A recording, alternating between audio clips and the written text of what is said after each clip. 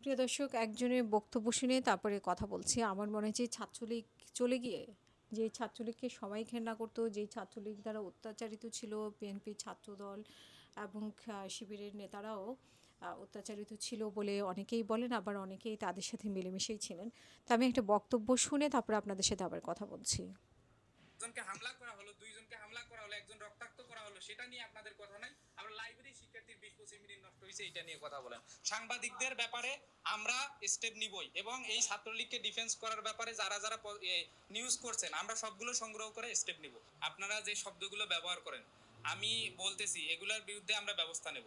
আপনারা কালকে ছাত্রলীগকে ডিফেন্স করে অনেকে নিউজ করছেন, এগুলা এই সাংবাদিক এখানেও অনেকে আছে, আমরা সেগুলা এখানে জড়ো করে করে সেগুলোর বিরুদ্ধে ব্যবস্থা নেব।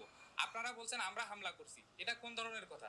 তারা হামলা করছে, আমরা প্রতিরোধ করছি। আপনারা এই শব্দ বলতে এত কাপাকাপি করেন কেন আপনারা? আর আপনারা এত মায়া কান্না দেখান কেন ছাত্রলীগের প্রতি? আর এই যে সাংবাদিকরা আপনারা বলতেছেন যে এই লাইব্রেরিতে পড়াশোনা করছে, লাইব্রেরিতে আমরা যা তাদেরকে বের করে আনছি, 20-25 মিনিট তাদের পড়াশোনা, জীবন থেকে 20-25 মিনিট পড়াশোনা নষ্ট হয়ে গেছে। কোনো শিক্ষার্থী তো এরকম আমাদের বললো না যে ভাই আপনারা 25 মিনিট আমার পড়াশোনা নষ্ট করে দিয়েছেন।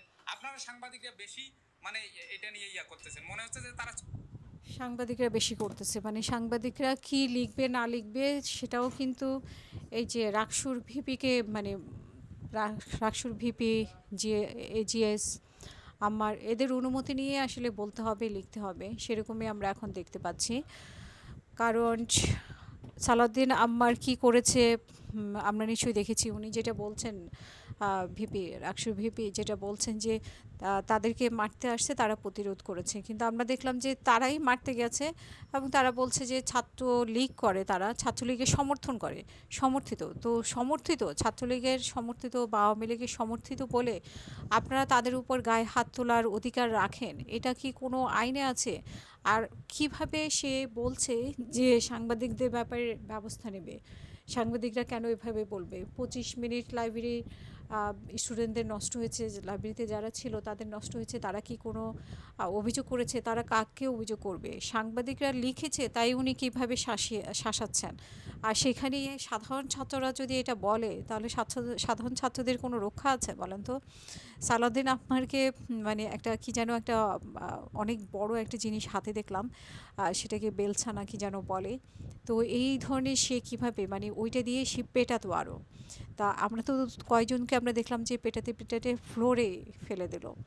তো সে যে পরিমাণ ভয়ঙ্কর, হ্যাঁ, আমার মনে হয় না যে ওকে কেউ মারতে যাবে।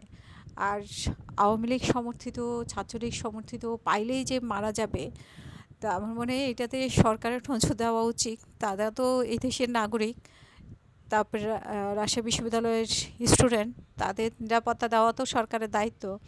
একসময় ডক্টর ইউনূসের সময় এরকম মব হয়েছে, যদিও সেটাকে প্রেশার গ্রুপ বলা হয়, কিন্তু এই মবটা কিন্তু কন্টিনিউ করে যাচ্ছে। যে সালাউদ্দিন আম্মারের বক্তব্য আমরা শাওনে একটা স্ট্যাটাসের কারণে কি বক্তব্য দিয়েছে, এরপরে কিন্তু তার কোনো শাস্তি হয়নি, তাকে কিন্তু শাস্তির আওতায় আনা উচিত ছিল।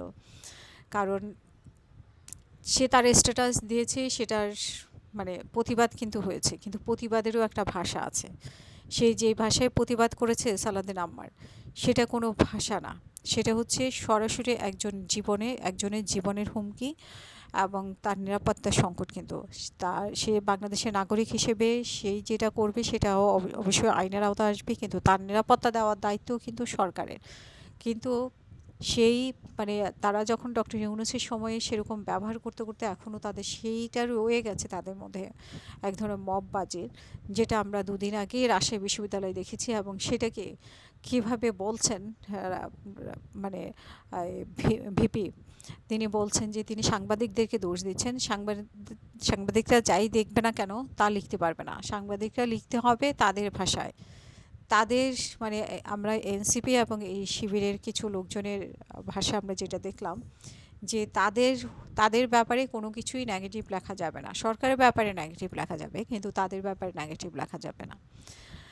আমার মনে হয় যে সরকারে এগুলো কন্ট্রোল করাটা অনেক কঠিন, বাট কন্ট্রোল করতে হবে। কারণ সরকার কন্ট্রোল করতে গেলে বলবে যে বিরোধী মতকে দমন করছে। ঠিক আছে, এটা কিন্তু বিরোধী মতকে দমন করা না, এটা কিন্তু কন্ট্রোল করা। এটা সরকার কিন্তু সবার নিরাপত্তার দায়িত্ব সরকারের, সেটা এই এনসিপি হোক, শিবির হোক বা সাধারণ একজন শিক্ষার্থী, সাধারণ জনগণ, সবার নিরাপত্তা কিন্তু সরকারের দায়িত্ব।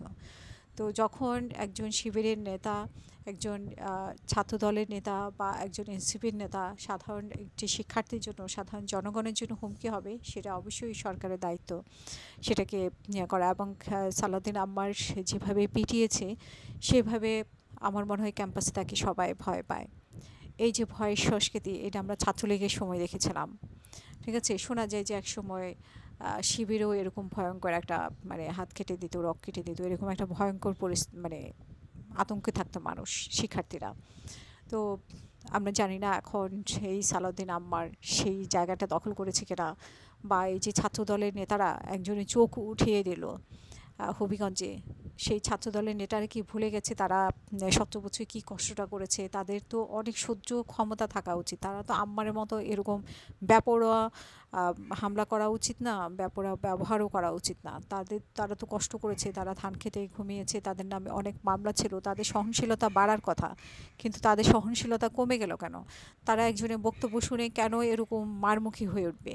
আমার মনে হয় সরকারের খুব সচেতনভাবে এই বিষয়গুলো দেখা উচিত, এবং তাদের ছাত্রদলকে এবং বিভিন্ন অঙ্গ সংগঠনকে তারা নিয়ন্ত্রণ করা উচিত।